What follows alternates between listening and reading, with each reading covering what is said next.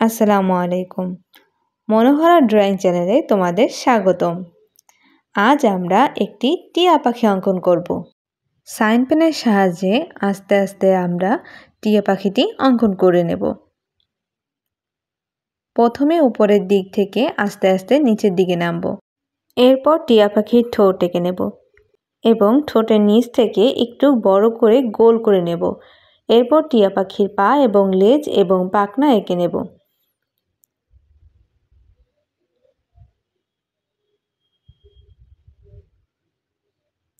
এরপর টিয়া পাখির চোখ সুন্দর করে এঁকে নেব।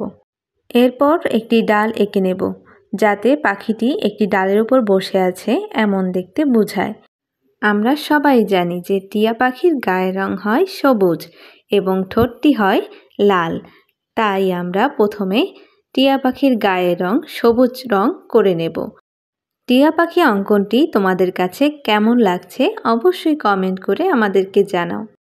মনোহরা ড্রয়িং চ্যানেলের অঙ্কনগুলো যদি তোমাদের কাছে ভালো লেগে থাকে তাহলে অবশ্যই আমাদের চ্যানেলটিকে সাবস্ক্রাইব করতে ভুলো না।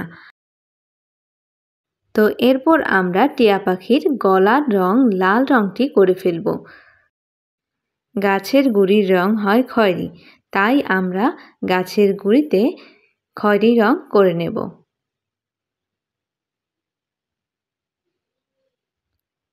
এরপর আমরা কিছু পাতা এঁকে নেব।